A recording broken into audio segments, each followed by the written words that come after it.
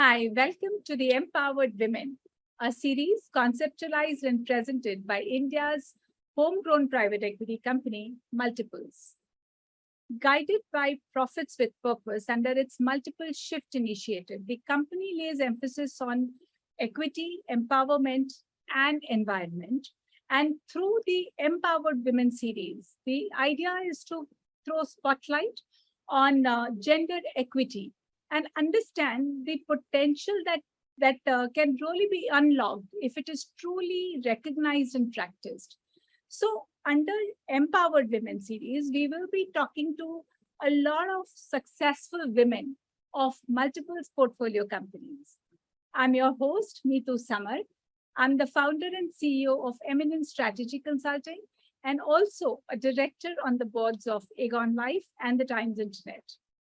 I'm delighted to bring these episodes to you on behalf of Multiples. Today, we are joined by a very special guest, Meeta Aggarwal, the CFO of Licious.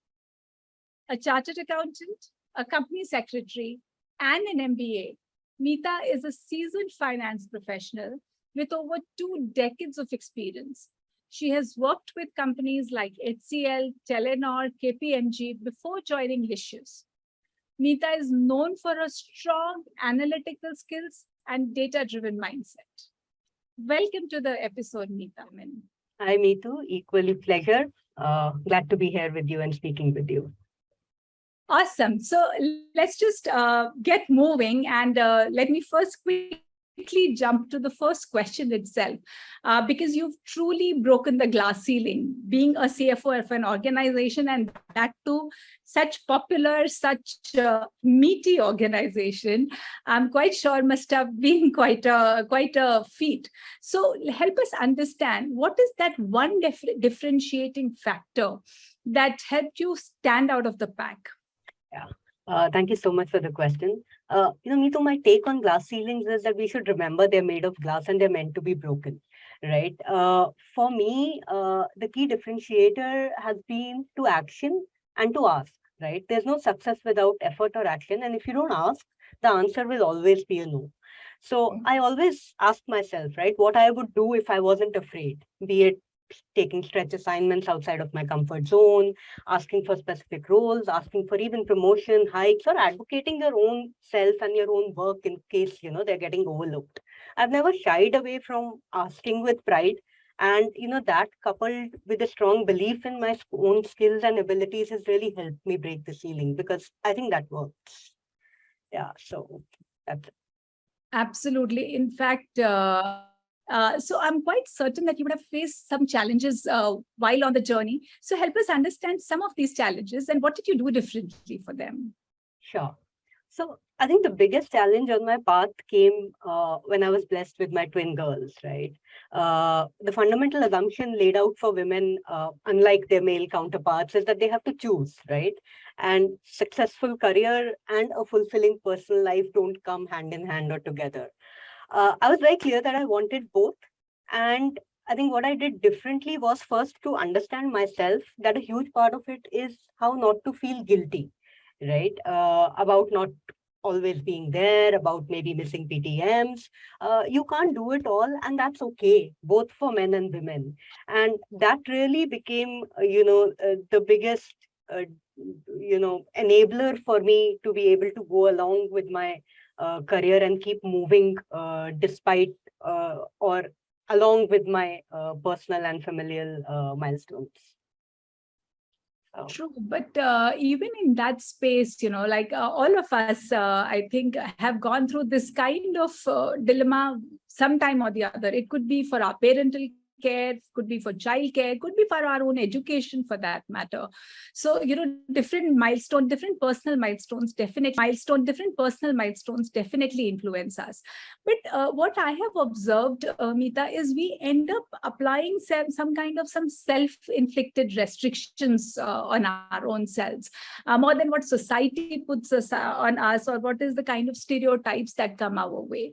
So talking about those self-inflicted restrictions, did you ever end up putting some on those, and how did you overcome them? I think you're absolutely right. Everybody, irrespective of gender, but more importantly, women have a lot of self-restricted, self-inflicted restrictions. I'm sorry. I also have them. I think the biggest one for me, and for a lot of majority of female colleagues, executives across, is this feeling of inadequacy or self-doubt. Right, the moment you dive outside your comfort zone, you take up a challenging role.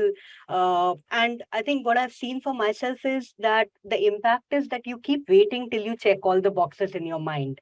And a lot of times, waiting too long, maybe you miss out.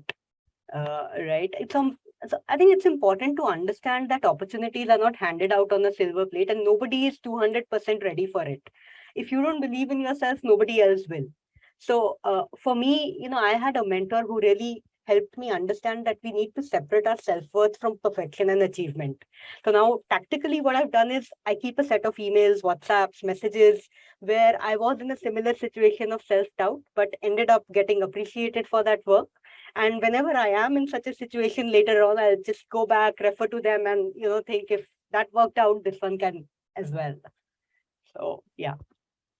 No, that's something very, very interesting. And I'm going to now copy that idea as well, because all of us go through these moments of self-doubt and being an entrepreneur all the time. So organizations are doing a lot of initiatives around that. And I think as multiples investee company, Licious is also taking quite a lot of steps on this. So would you be able to help us understand some of the interesting points?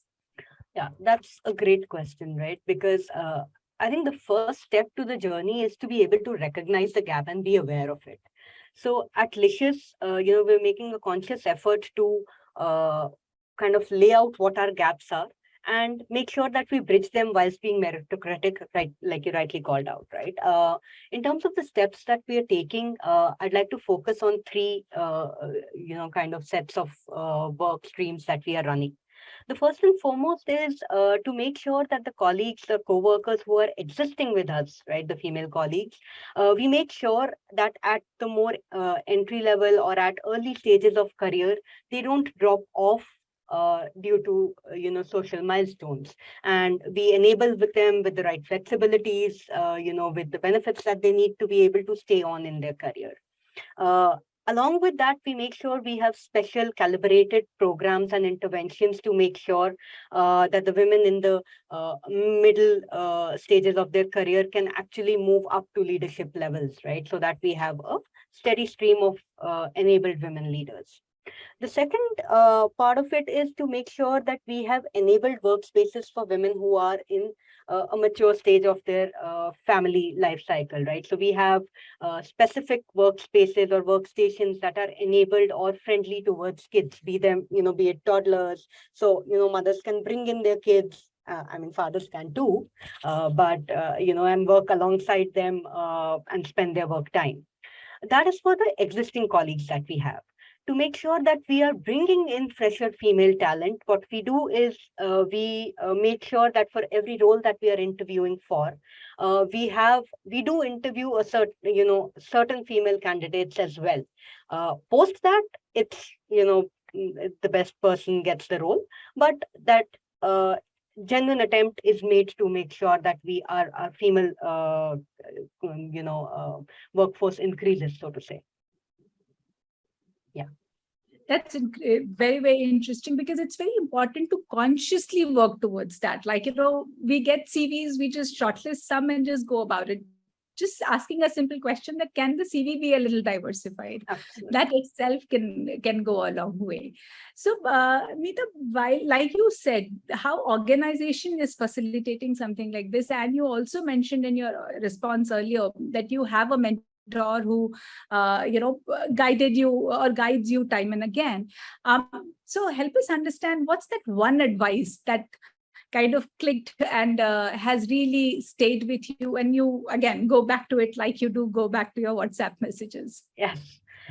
So this advice, really kind of resonated with me a little later in my career. And that was, you can do anything, but you cannot do everything. So, prioritize without guilt and then stay with your decisions.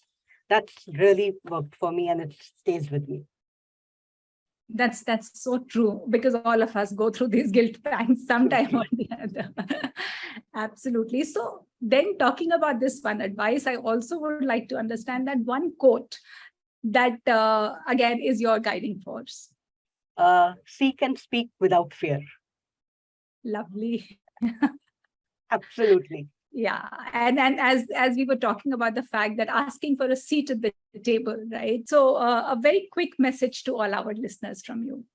Yeah. So I think the message is basically a summary of what I just said, right? So for the aspiring women colleagues who are listening to it, I think just I have followed these three basic tenets. If it helps you, for sure, believe in yourself, advocate yourself, right? Like I said, speak without fear and don't be, afraid of asking for things that you believe you deserve. And finally, prioritize and balance, but do it without guilt. To the larger set of listeners and organizations, I think, as an ecosystem, we need to be more enabling and more welcoming of female workforce. I think as a country, we've made great strides, but there's definitely more to be done. So it's important that we celebrate the female successful female candidates or leaders that we have in the workforce, and invite more and more, right? Because it breeds and it kind of spreads. So that's really my message to the viewers and the listeners. And thank you so much. Absolutely, Meeta. Very simply and crisply put, such important messages. On behalf of Multiples, I would like to thank you for sparing your time today. And I'm quite certain that listeners truly benefited from your insights. Thank you so much. Thank you. And for those who are listening to us, we'll tell you that please keep watching out for these Empowered Women series brought to you by Multiples. We've got many more accomplished women coming on the show. Watch out for more. Thank you.